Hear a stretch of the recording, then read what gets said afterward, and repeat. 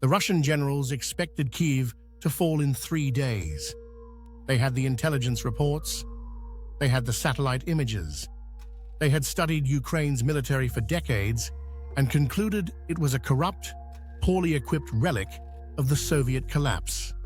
They believed one overwhelming strike would shatter the government and the Ukrainian people would simply accept their fate. They were catastrophically wrong. And the story of how they discovered their mistake, the specific moments that shattered every assumption they held, is one of the most stunning military reversals of the 21st century. February 24, 2022, 4 a.m. The largest military invasion in Europe since 1945 begins. Russian forces cross the border from 3 directions simultaneously. Cruise missiles streak through the pre-dawn darkness toward Ukrainian air defenses, command centers, and government buildings.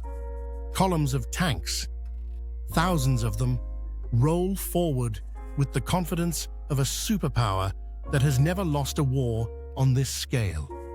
The plan is elegant in its simplicity. Decapitate the government. Seize the airports around Kyiv. Fly in airborne troops. Capture the capital before the West can even hold an emergency meeting. The Russian planners gave it 72 hours, maybe less. In Moscow, the mood among the military leadership is not quite triumphant, but close. They're not arrogant men, not exactly. They're professionals, and their assessment, by every conventional measure, is entirely rational. Russia has 900,000 active duty troops. Ukraine has 200,000. Russia has 12,000 tanks. Ukraine has maybe 2,000, most of them Soviet antiques. Russia's defense budget is 10 times larger. Their air force is one of the most powerful on Earth. Ukraine's air force is a fraction of the size, flying jets that were old when the Soviet Union still existed. The math is simple. Overwhelming force applied with speed and precision. It's worked before. In Chechnya, in Georgia, in Crimea, where they took the entire peninsula in 2014 without firing a shot. This will be the same. Maybe bloodier, but the outcome is predetermined. What the Russian command doesn't know, what they fundamentally cannot see because it doesn't fit into their framework of how wars are won, is that they're not invading the Ukraine they studied. They're invading a nation that spent 8 years transforming itself into something entirely different. And the first crack in their confidence comes not from a grand battle, but from a single mission that should have been a formality. Day 1. Hostomel Airport, just outside Kyiv. This is the linchpin of the entire operation. Russian VDV airborne troops, their elite of the elite, drop from the sky in helicopters. Their mission is to seize the airport, hold it for a few hours, and allow massive transport planes to land with reinforcements and heavy equipment. Once Hostomel is secured, it's a straight road into the capital. The Ukrainian government will be surrounded. The war will effectively be over. The VDV lands. They take the airport. The first phase is flawless. Russian commanders back at headquarters check the box. Hostomel secured. They're already planning the next phase. And then something happens that isn't in the plan. The Ukrainians counterattack. Not a panicked, disorganized retreat and regroup. A deliberate, violent counterattack with artillery, drones, and ground forces. The fighting is brutal, close quarters, and shockingly effective. The VDV, some of Russia's best soldiers, are pinned down. Their helicopters are being shot out of the sky. The big transport planes that were supposed to land, they're turned back. By nightfall, Hostomel is a contested bloodbath, not a secured staging ground.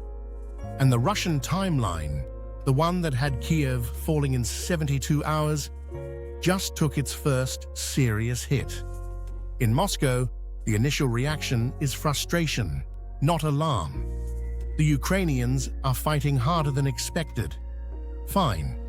That's an inconvenience, not a crisis. They'll adjust. They'll bring in more firepower. The VDV will hold. Reinforcements will arrive. But here's what the Russian command doesn't yet understand. This isn't an anomaly. This is the new normal.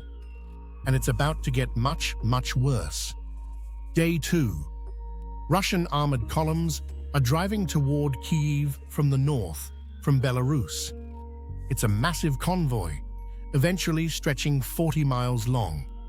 Tanks, armored personnel carriers, mobile artillery, supply trucks. It's the kind of overwhelming force that should bulldoze any resistance. The Ukrainians see it coming. They have drones in the air, feeding real-time intelligence. And instead of meeting it head-on in a suicidal tank battle, they do something the Russians don't expect. They let it come. They wait. And then, at carefully chosen choke points, bridges, narrow roads, towns where the column can't maneuver, they strike. Small teams of Ukrainian soldiers, many of them civilians just weeks earlier, emerge with shoulder-fired anti-tank missiles, javelins, NLAWs. Turkish Bayraktar drones circle overhead, dropping precision munitions. The Ukrainians don't try to destroy the whole convoy. They destroy the lead vehicles and the rear vehicles, trapping the entire column in place. Then they disappear. The Russians, sitting in a 40-mile traffic jam, are now vulnerable. They're taking casualties from artillery they can't see, from drones they can't shoot down, from ambushes that hit and vanish. The convoy, which was supposed to smash into Kyiv and end the war, grinds to a halt. It sits there for days, then weeks. Eventually, it becomes a symbol not of Russian power, but of Russian failure. The Russian generals are now sending increasingly frantic reports back to Moscow. The resistance is not collapsing. The Ukrainian military is not disintegrating.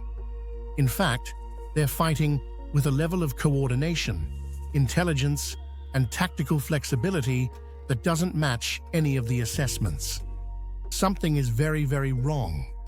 The assumptions that underpinned the entire invasion, that Ukraine's military was weak, that their morale was low, that their leadership would flee, are all proving to be catastrophically false. But the Russian leadership, committed to the plan, doubles down. More troops, more firepower, more pressure. The Ukrainians will break. They have to. They don't. And here's where the Russian command starts to realize they're not just facing a tougher opponent. They're facing a different kind of war entirely. Because while Russia brought an army designed to fight like it's 1995, Ukraine built a military designed to fight in 2022. Let me explain what that means. The Russian military is built on Soviet doctrine: massed armor, overwhelming artillery, centralized command. It's a system where orders flow from the top down, and junior officers are not encouraged to think independently. It's a system designed for large, sweeping offensives where you steamroll the enemy with superior numbers and firepower. And against a collapsing or disorganized opponent, it works. But Ukraine isn't collapsing. And the Ukrainians, with 8 years of brutal fighting in the Donbass, have learned a completely different way to fight.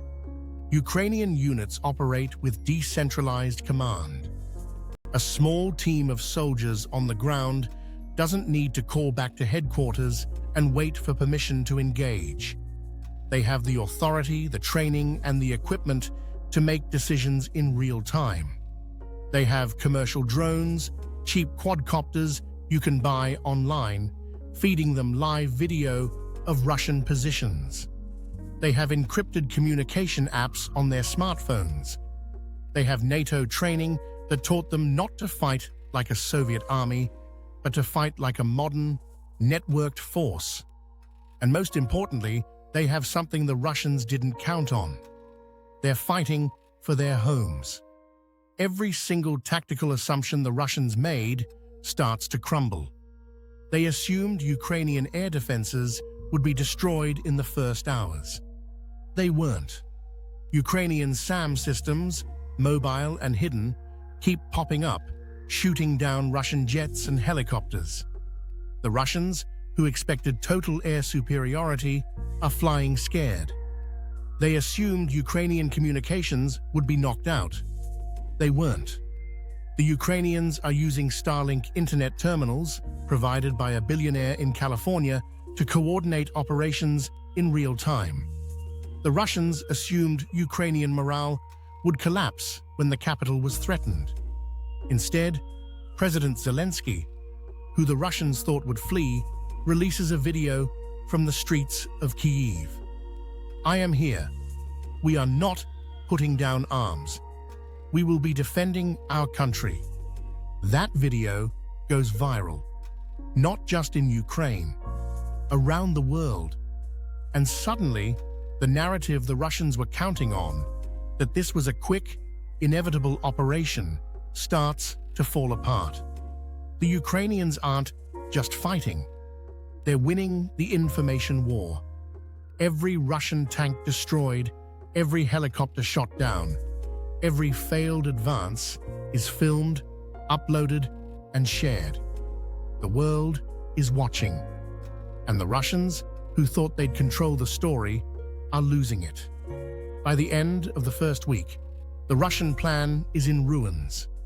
Kyiv hasn't fallen. The government is still functioning. The Ukrainian military is still fighting, and in some places, counterattacking.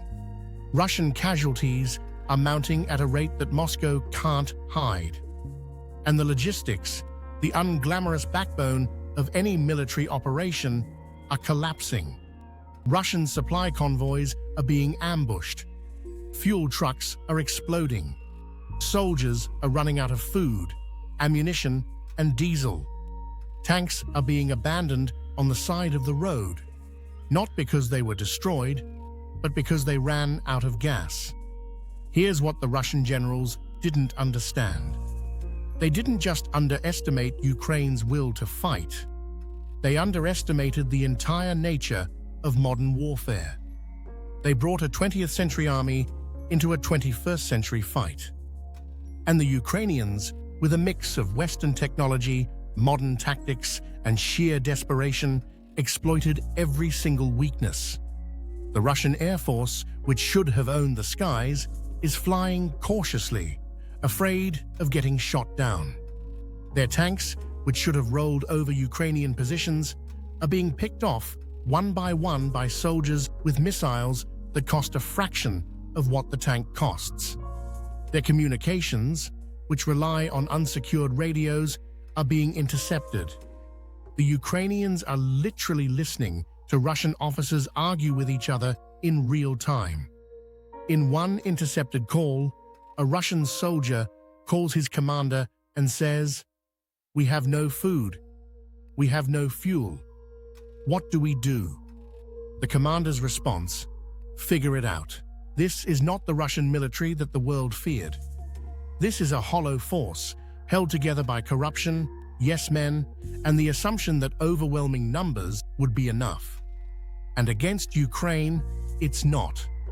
The turning point, the moment when even the most optimistic Russian planner had to admit the war was not going according to plan, came in late March. The Battle of Kyiv was over. Not because the Russians won, but because they retreated. After a month of brutal fighting, of mounting casualties, of failed offensives and broken supply lines, the Russian command made the decision to pull back. They spun it as a regrouping, but everyone knew what it was. It was a defeat. The capital was supposed to fall in 3 days. It never fell at all. The images that came out after the Russian withdrawal were sickening. Towns like Bucha, Irpin, Hostomel, devastated. Evidence of atrocities. Civilians killed, but also evidence of something else. Destroyed Russian equipment everywhere. Tanks, armored vehicles, helicopters, abandoned or blown apart. The Ukrainians hadn't just survived. They'd fought the Russian army to a standstill and forced them to retreat. The Russian strategy shifted. If they couldn't take the whole country, they'd take the east, the Donbass. They'd concentrate their forces, use their artillery advantage, and grind the Ukrainians down in a war of attrition. And for a while, it looked like it might work. The fighting in the east was brutal. The Russians, learning from their mistakes, stopped trying to do complex maneuvers. They just shelled Ukrainian positions into rubble and moved forward. Slowly, painfully, but forward. But the Ukrainians were learning too, and they were getting help. Western weapons started flowing in. Not just rifles and ammunition, but serious systems. HIMARS rocket artillery, with precision-guided missiles that could hit Russian command posts, ammunition depots, and supply lines from 50 miles away. Suddenly, the Russians couldn't mass their forces safely. Their supply dumps, which they thought were safely behind the lines, started exploding in massive fireballs. Their command centers were being hit. Their logistics, already fragile, started to collapse again. And then, in September 2022, Ukraine did something that stunned the world. They launched a counteroffensive in the northeast, in the Kharkiv region. It wasn't a slow, grinding push. It was a lightning assault. Ukrainian forces punched through Russian lines, moved fast, and liberated thousands of square miles in a matter of days. Russian units, caught off guard, retreated in chaos. Some surrendered. Some fled, leaving behind equipment, ammunition, and supplies. The Ukrainians captured more tanks from the Russians in that one offensive than some NATO countries have in their entire inventory.